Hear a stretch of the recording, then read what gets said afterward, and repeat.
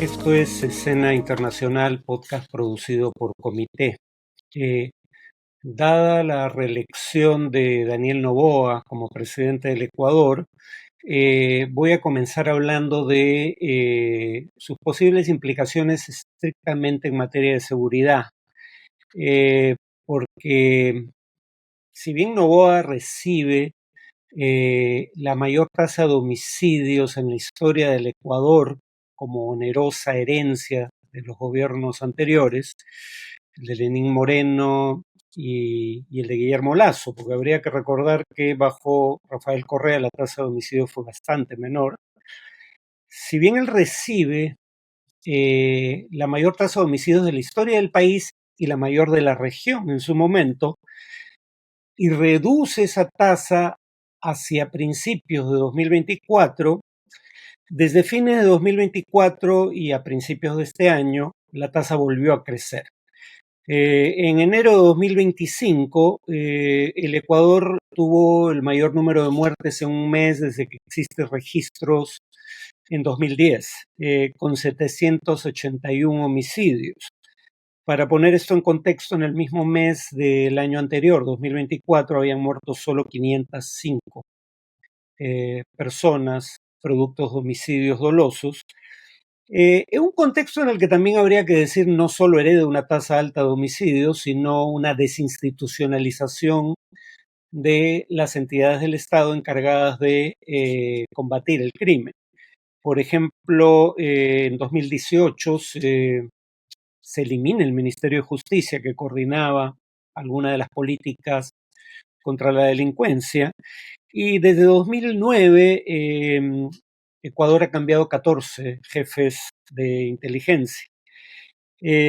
Por lo demás, el plan de gobierno del presidente reelecto no contenía mayores novedades en materia de seguridad para afrontar este deterioro en la situación. Básicamente continuaba con el denominado Plan Fénix, sin mayores nuevas medidas. Algunas de sus medidas estelares bajo el Plan Fénix no se habían materializado todavía. Por ejemplo, la construcción de 2 cárceles de máxima seguridad. En un caso la iba a construir en la Amazonía y tuvo que desistir del proyecto por oposición de las comunidades locales. En el otro caso, la prisión está aún en proceso de construcción, entonces no es que ya tengamos una prisión de máxima seguridad a la usanza salvadoreña que demuestre ser mejor para el control de la situación interna que las prisiones ya existentes, en donde siguen operando los grupos de crimen organizado. Pero digamos que Noboa llevó a cabo algunas medidas efectistas en esta materia que parecen haber rendido frutos, porque a solo días del cierre de campaña visitó el Ecuador Eric Prince de la empresa,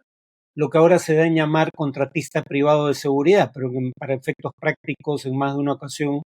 han actuado como mercenarios, pero Eric Prince, licenciado de las Fuerzas Armadas estadounidenses, era el jefe de Blackwater. Voy a hablar un poco más de esta organización en un minuto. Él llega al Ecuador días antes del cierre de las campañas, participa en operativos de seguridad, como si tuviera alguna autoridad para hacerlo. Y claro, Blackwater es una empresa de seguridad privada, les llaman contratistas privados de seguridad, que contrata con agencias del gobierno de los Estados Unidos y que a través de esos contratos con agencias del gobierno de los Estados Unidos participó presumiblemente en labores de logística, adiestramiento y protección de instalaciones en Irak, bajo ocupación estadounidense. Pero en la práctica, además de estas actividades, Blackwater ha sido acusada de tortura, labores de inteligencia y participar en combates, en labores de combate. Ustedes dirán, bueno, el gobierno de los Estados Unidos no puede actuar a través de sus propias agencias de seguridad, ¿por qué tiene que contratar agencias privadas? Una posible respuesta, y no hay respuestas mucho mejores que esta, es que mientras el Congreso, por ejemplo, puede restringir las actividades que desarrollaban en ejercicio del Plan Colombia los soldados estadounidenses afincados en ese país, no ocurría lo mismo con las actividades de Blackwater. Si el gobierno de los Estados Unidos, el Ejecutivo, quería hacer algo que no había sido autorizado por el Congreso en un país, podía hacerlo no a través de los soldados del ejército regular, pero sí a través de un contratista privado de seguridad como Blackwater. Y Blackwater en Irak operaba en un limbo legal. Por ejemplo, en septiembre de 2007, su nombre completo era Blackwater Security Consulting, y tuvo que cambiar de nombre para llamarse ahora Constellis por hechos como el que estoy a punto de narrar. En septiembre de 2007, reprimiendo manifestaciones de protesta cercanas, entre otros, a la embajada estadounidense, agentes de Blackwater dieron muerte a 17 civiles iraquíes. Agentes de Blackwater dieron muerte a 17 civiles iraquíes e hirieron a otros 20 en la plaza Nisur de Bagdad, capital de Irak. Y cuando se quiso juzgar el tema, resultaba que no quedaba claro qué autoridad judicial tenía competencia sobre el caso. Estados Unidos tenía un convenio con el gobierno interino iraquí, convenio que establecía que ni soldados estadounidenses ni contratistas de seguridad estadounidenses estarían bajo la jurisdicción de las leyes y las cortes iraquíes, pese a que el crimen se cometió en Irak. Tampoco estaban bajo jurisdicción de las cortes y leyes estadounidenses, porque estas solo tienen competencia en territorio estadounidense y el crimen no se cometió allí. Pero además, los operativos o los operarios, de Blackwater no son parte de la estructura de mando de las Fuerzas Armadas y por ende tampoco podían ser sometidos a corte marcial. Salvo, digamos, tribunales internacionales cuya jurisdicción, como la Corte Penal Internacional, no reconoce Estados Unidos y que ha aprobado una ley para, en caso de que uno de estos tribunales intente juzgar a ciudadanos estadounidenses, intervenir militarmente para impedirlo, los operarios de Blackwater que mataron a estos civiles nunca respondieron ante la justicia para efectos prácticos. Ahora, este sujeto se presenta en el Ecuador días antes de las elecciones y el Ministerio de Defensa del Ecuador en su página web coloca un video de Eric Prince, jefe de Blackwater, diciendo literalmente lo siguiente, esto es una cita textual: el próximo domingo, por el domingo pasado, el pueblo del Ecuador puede elegir entre la ley y el orden votando por Daniel Noboa, o elegir que Ecuador se vea como Venezuela, un narcoestado con procesamiento masivo de drogas, con toda la criminalidad, el socialismo y la desesperación que viene con eso. Bueno, en primer lugar, Prince no es precisamente parte independiente. Si Noboa era reelegido, su empresa, iba a firmar un contrato para asistir en materia de seguridad al gobierno ecuatoriano. Claramente no iba a ocurrir eso si ganaba la candidata de oposición. Pero en segundo lugar, amenazar con Venezuela a los ecuatorianos era cuando menos peculiar, teniendo en cuenta que según Inside Crime, una organización de investigación de temas de seguridad en el hemisferio, según Inside Crime, en 2024 Ecuador tuvo una tasa de homicidios de 38.8 por cada 100.000 habitantes, mientras que Venezuela, que ocupaba el segundo lugar en América Latina, tenía 26.2 homicidios por cada 100.000 habitantes. Inside Crime aclara que las cifras de Venezuela no son del todo creíbles porque son incompletas o miden de manera diferente los homicidios, o sencillamente no confía en las autoridades venezolanas porque las que llevan este tipo de estadísticas no son autónomas respecto al Ejecutivo. Pero incluso si admitiéramos que probablemente la cifra de Venezuela es algo mayor que la estimación de Inside Crime, El punto sigue siendo que Ecuador tiene más muertes por homicidios como proporción de la población que Venezuela. Y en ese sentido amenazar con que van a ser como Venezuela, bueno, Venezuela está mejor en esa materia que el Ecuador.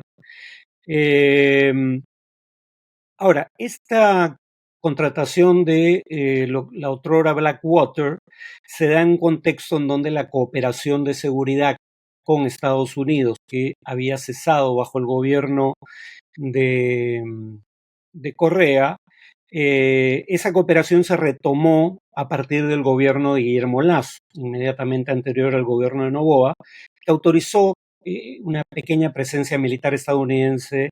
en zonas cercanas a las Islas Galápagos para tratar de recabar inteligencia sobre el tráfico de drogas desde puertos en el Pacífico ecuatoriano. Y ahora el Congreso está debatiendo una reforma a la Constitución que permitiría nuevamente la instalación de bases militares extranjeras en territorio ecuatoriano. Esto en un contexto en el cual se filtra un acuerdo que habría sido suscrito por el Ministerio de Defensa ecuatoriano y el gobierno de Estados Unidos para instalar una base militar estadounidense en la provincia de Manta. Claro, esta es información que brinda un funcionario bajo condición de que su identidad permanezca en el anonimato. Pero en todo caso, en el contexto del debate sobre la reforma constitucional que para permitir la instalación de bases militares extranjeras, es bastante verosímil. O sea, esta es una apuesta de Noboa por una participación creciente de empresas y tropas estadounidenses